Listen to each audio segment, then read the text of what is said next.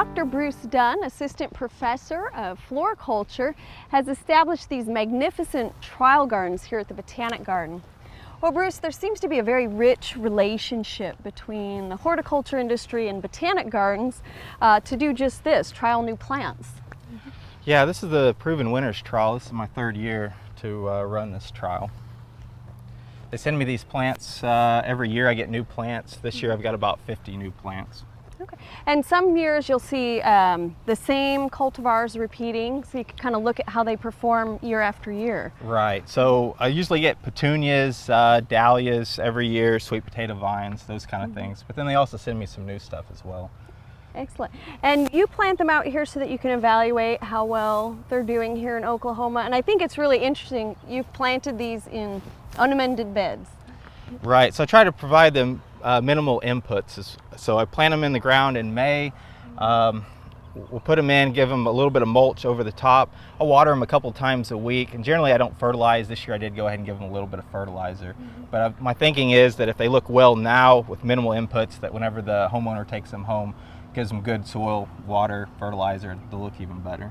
Absolutely. And I think that's one of the great benefits here, having trial gardens. The homeowners could come out and look at how the plants perform before they bring them home. There's so many new plants introduced every year to the market. Correct. So a lot of new plants, and so it's one thing if they see these plants in the retail center, but to actually come out here and see how well that they perform in the ground is completely different. And in Oklahoma, because these plants are produced for markets all across the country, and of course we have our own challenging climate to deal with. Right, so they send them here. I think they kind of send them based on the region, so they want their plants to perform well. But again, based on the environment, it's a little bit different every year. So if it gets really hot, some of the ratings will go down on them. Okay, and so your rating system, when you're coming out to evaluate the plants, what are you looking for? Yeah, I generally do something pretty easy, a 1 to 5 rating system. So whether they're alive or dead, 5 if they're doing well, and alive, 1 if they're dead. And then something in between, 2s and 3s and the 4s, based on whether they're flowering or not, as well as the foliage, if they have any disease or insect problems with those. And I'm sure you see those ratings fluctuate a little bit throughout the year. We get pretty hot and dry in July and August. Right, so when I put them into the ground in May, they usually look pretty good, they're flowering, and then yeah, once we hit June, July, and August, it usually dries up, gets really hot, and yeah, then the ratings will go down. If we get a little bit of rain in August, again, sometimes some of these ratings will go back up as well.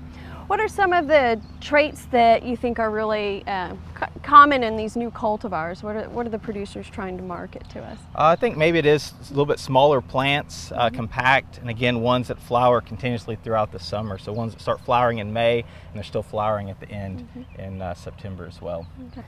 Well, Bruce, when I walk through your trial beds, I always see something that catches my eye, maybe a real vivid new color or an interesting texture, and there's certainly wonderful diversity here. Now, if people want to learn more about the trials and especially the plants that are coming in, where can they find that information?